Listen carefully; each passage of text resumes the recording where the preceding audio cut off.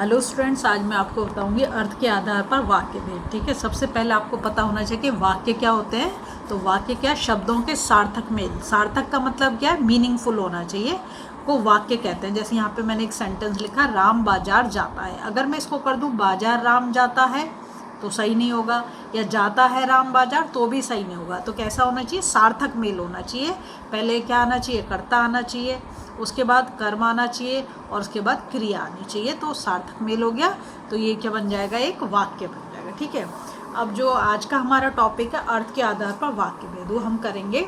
अर्थ के आधार पर जो वाक्य हैं वो 8 प्रकार के होते हैं। ठीक है, सबसे पहला विधानवाचक वाक्य, नंबर 2 पे निषेधवाचक, नंबर 3 प्रश्नवाचक, नंबर 4 है आज्ञावाचक, नंबर 5 संदेहवाचक, और नंबर 6 संकेतवाचक, नंबर 7 इच्छावाचक, और नंबर 8 विस्मय आदि वाचक। ठीक है, सबसे पहले समझो कि विधानवाचक वाक्य क्या होते हैं। एक एक लाइन में डेफिनेशन समझा दूंगी। इंग्लिश में तो मैं बता देती हूँ, असर्टिव या इसे पॉजिटिव सेंटेंस बोलते हैं। क्या बोलते हैं, असर्टिव या पॉजिटिव, मतलब जो नॉर्मल सेंटेंस है, ऐसे समझो। विधानवाचक वाक्य जिस वाक्य से किसी काम के होने या करने का सामान्य रूप से बोध होता है उसे विधानवाचक वाक्य कहते हैं। मतलब सिंपल सेंटेंस एक तरह से तुम समझो। जैसे अविनाश पढ़ रहा है तो ये कैसा है, एक विधानवाचक है। ठीक है, सूरज चमक रहा है, बच्चे स्कूल जा रहे हैं, बादल गरज रहे हैं, सूरज छिप रहा है। तो ये एक नॉर्मल सेंटेंस है जो हम आम बोलचाल की भाषा में यूज़ करते हैं। और देखो इसके क्या क्या अलग अलग नाम हो सकते हैं। विधानवाचक वाक्य को विधिवाचक बोला जा सकता है, विधानार्थक बोला जा सकता है, या विधि बोधक वाक्य भी कहा जा सकता है। ठीक है, नंबर 2 पे आता है निषेधवाचक वाक्य। निषेधवाचक का मतलब नेगेटिव सेंटेंस। मतलब कैसे पहचानोगे निषेधवाचक है, ऐसे पहचानोगे या तो उसमें ना लिखा होगा, या तो मत लिखा होगा, या तो नहीं लिखा होगा, मतलब ना शब्द जरूर आएगा उसमें। ठीक है, तो जिस वाक्य से कार्य के ना होने का बोध होता है उसे निषेधवाचक वाक्य कहते हैं। जैसे अब समझो मैं दिल्ली नहीं जाऊंगा, तो यहाँ पे नहीं से तुम्हें समझ जाना चाहिए कैसा सेंटेंस है, निषेधवाचक है। ठीक है, वहाँ मत बैठो, मत का मतलब भी नहीं करने से है। ठीक है, बच्चे बाजार नहीं जाएंगे, फूल मत तोड़ो, मतलब मना किया जा रहा है कि फूल नहीं तोड़ने, आज स्कूल नहीं खुलेगा। तो अगर आपको सेंटेंस में नहीं दिख जाए, या मत दिख जाए, या ना दिख जाए, जैसे बोलो शोर ना करो तो ना आ गया उसमें, तो क्या हो गया, वो निषेधवाचक वाक्य हो गया। ठीक है, नेक्स्ट नंबर 3 पे आता है प्रश्नवाचक वाक्य। प्रश्नवाचक वाक्य बोलते हैं इंटेरोगेटिव सेंटेंस को। ठीक है, इंटेरोगेटिव सेंटेंस क्या होता है, जिस वाक्य से किसी प्रकार के प्रश्न पूछने का बोध होता है। 2 तरीके के होते हैं ये, एक तो यस नो वाले जो होते हैं, ठीक है, जिसमें हमें हाँ और ना में ही जवाब देना होता है, और एक होता है जिसमें WH वर्ड आते हैं, जैसे क्या, क्यों, कहाँ, कैसे, ये सब जो आते हैं, तो उसे प्रश्नवाचक वाक्य कहते हैं। कैसे पहचानोगे, एक तो सबसे लास्ट में क्या क्वेश्चन मार्क लगा होगा, सबसे बड़ी पहचान तो यही है। और दूसरा देखो, राकेश तुम कहाँ जा रहे हो, तो ये जो कहाँ शब्द आ गया, ये क्या प्रश्नवाचक शब्द है। यह किसकी कमीज है, तो ये भी प्रश्नवाचक शब्द है। क्या आज बाजार खुला है, क्या जो है ये भी प्रश्नवाचक शब्द है। खाना किसने नहीं खाया, तो किसने भी क्या है, प्रश्नवाचक शब्द है।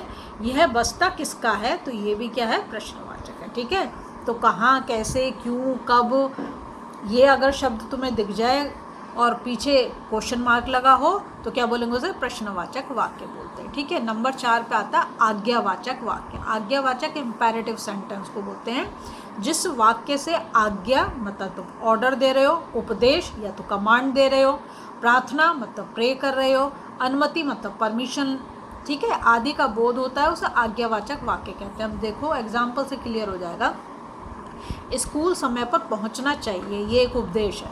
ठीक है, मुझे एक गिलास पानी दे दो, ये आज्ञा दी है। अगर यहाँ पे लगा देते प्लीज़ मुझे एक गिलास पानी दे दो, तो क्या हो जाता है ये, तब तो ये हो जाती क्या कहते हैं उसे, प्रार्थना, है ना।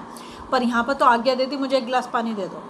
फिर आया कृपया मुझे एक दिन की छुट्टी दे दीजिए, तो कृपया जो लग गया, प्लीज़ लग गया, प्लीज़ लग गया, तो मतलब क्या हो गई, प्रार्थना। मुझे अब चलना चाहिए, ये अनुमति है, कहते हैं ना, अच्छा अब मुझे आज्ञा दो, मैं चलता हूँ। ठीक है, अब चलो सब अपनी अपनी पुस्तक खोलो, ये भी क्या आज्ञा, जैसे तुम्हारे टीचर आके तुम्हें ऑर्डर करते हैं, क्या कहते हैं, चलो बुक खोलो अपनी जल्दी से।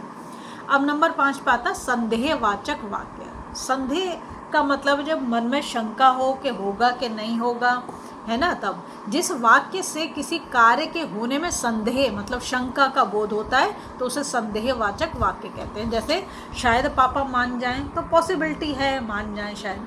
आज वर्षा हो सकती है, तो यहाँ पे देखो सकती है ये संभावना के लिए, यहाँ पे शायद जो संभावना के लिए, संभवतः वह सुधर जाए मतलब आशा की जा रही है। रजनी संभवतः लौट आए, शायद मैं कल ना आऊँ। तो ऐसे शब्द जब आपको सेंटेंस में दिख जाए तो आप समझ लो कैसा है, संदेहवाचक है। ठीक है, अब है संकेतवाचक वाक्य। संकेतवाचक का मतलब है कंडीशनल सेंटेंस कि एक बात या एक काम दूसरे काम पे डिपेंड करेगा।